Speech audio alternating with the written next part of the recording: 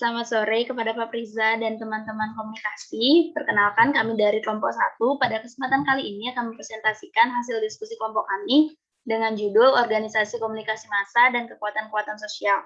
Nah, di sini media yang kami kaji adalah media buku. Namun sebelum lanjut untuk membahas hasil diskusi kami, izinkan saya memperkenalkan anggota kelompok saya.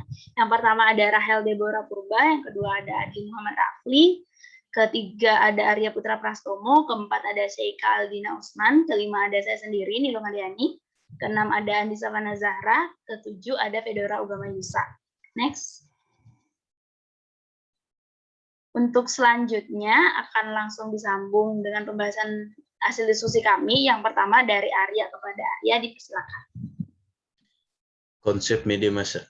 Membicarakan media berarti berbicara mengenai aspek media itu sendiri.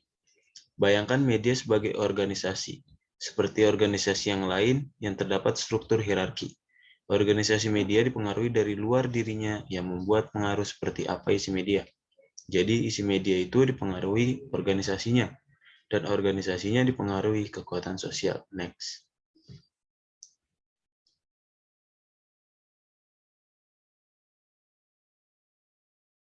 Mengapa belajar internal organisasi media?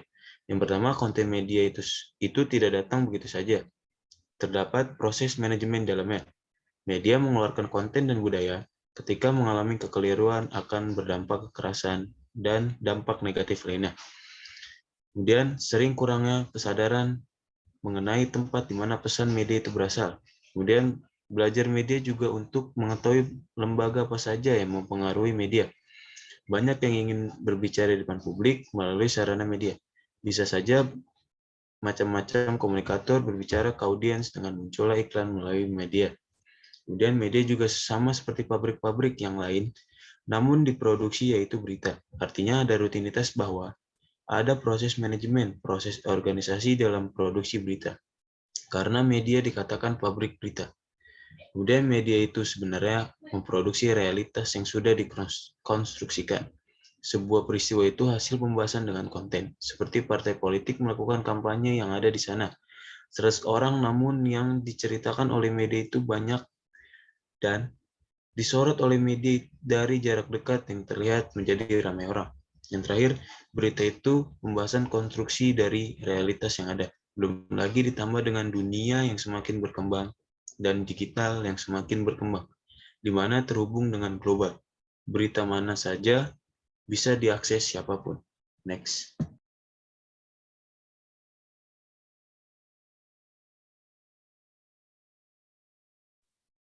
Kemudian ada komunikasi media massa berupa buku. Buku merupakan salah satu media massa satu arah yang di dalam isinya juga dipengaruhi oleh faktor internal dan eksternal. Faktor internal diantaranya kemampuan penulis dalam menuangkan karyanya, pengalaman penulis, siapa yang menulis, dan dana untuk penerbitan. Sedangkan dari faktor eksternalnya diantaranya adalah minat audiens, opini publik, regulasi, dan berbagai hal lainnya. Industri buku saat ini juga berkembang pesat. Penulis buku tidak terbatas pada siapapun, asalkan dia memenuhi aturan pencetakan dan kontennya memang layak disebarluaskan. Next.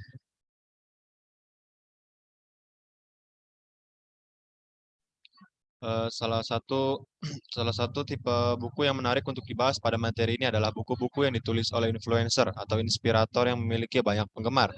Kemudian bukunya bisa laku di pasaran. Salah satu contoh yang kami ambil adalah buku Mantapu Jiwa, karya Jerome Pauline Sijabat. Jerome Pauline Sijabat merupakan seorang YouTuber. Jerome Pauline terkenal karena video yang diunggah di akun Nihongo Mantapu berisi pengalamannya selama ia menjalankan pendidikan beasiswa di Jepang. Selain itu, ia juga menyiarkan konten bagaimana reaksi orang Jepang pada hal-hal yang menyangkut Indonesia. Ia juga semakin dikenal karena kecepatannya menghitung dalam beberapa konten yang dibagikan. Karena ini, Jerome Pauline memiliki popularitas yang cukup tinggi di kalangan netizen Indonesia. Dari segi kontennya, buku Mantapu Jiwa menceritakan perjuangan Jerome Pauline dalam meraih beasiswa. Next.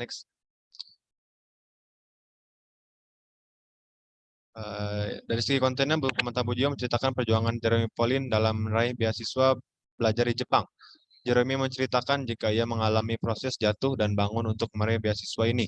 Karena keluarganya yang tidak terlalu mampu dalam ekonomi, ia berusaha dengan belajar giat agar dapat mewujudkan mimpinya untuk belajar di luar negeri. Jeremy Pauline juga menggunakan bahasa yang dapat dimengerti dengan mudah oleh anak muda, sehingga mampu mendorong pembaca remaja untuk lebih semangat dalam belajar.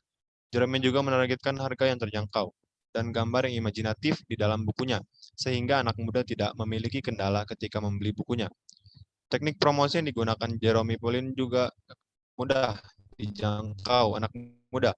Ia menggunakan media sosialnya untuk berinteraksi, juga menggunakan bahasa yang cukup menggelitik, sehingga dengan ini orang-orang menaruh perhatian lebih pada promosi yang ia lakukan. Dalam sebulan, Jerome Pauline mampu meraih angka cetak ulang ke-7 dan bukunya terjual sebanyak 20.000 eksemplar. Pada saat masa pre-order, Jerome Pauline mampu menjual buku sebanyak 2.000 eksemplar buku. Next.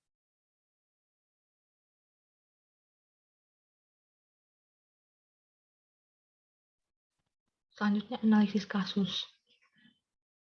Next. Jika dianalisis menggunakan pendekatan institusi media massa, Gramedia, pustaka utama selaku penerbit dari buku ini memiliki aturannya sendiri, yakni melalui Gramedia Digital Publishing System.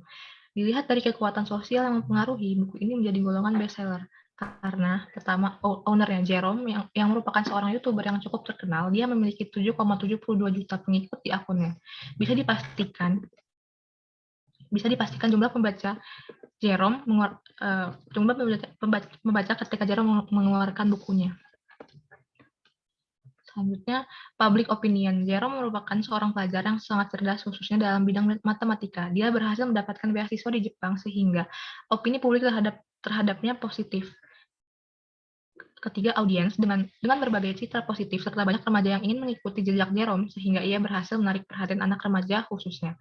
Proses hidupnya hingga ia dapat menyentuh titik sekarang membuat pembaca termotivasi untuk melakukan hal yang sama. Pendekatan yang ia lakukan sebelum buku ini terbit pun menjadi salah satu faktor yang sangat berpengaruh. Audiens meletakkan pusat perhatian positif pada Jerome Pauline karena mampu memberikan hiburan dan edukasi yang di saat bersamaan.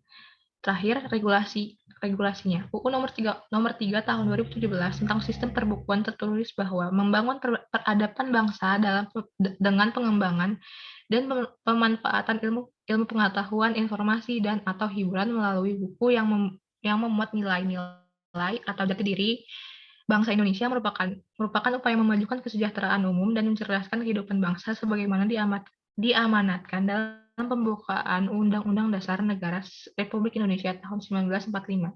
Tapi dalam pasal 3 huruf G, Undang-Undang Republik Indonesia nomor 3 tahun 2017 tentang sistem perbukuan, keadilan hanya diartikan sebagai penyelenggaraan sistem perbukuan mewujudkan kesempatan yang sama bagi seluruh lapisan masyarakat dalam mengakses buku yang bermutu dan murah. Tentunya hal ini sesuai karena buku yang ditulis oleh Jerome tergolong buku inspirasi dan memotivasi banyak orang, terlepas dari dia memang seorang influencer. Next. Berikut referensi yang kan. Next. Sekian dan terima kasih.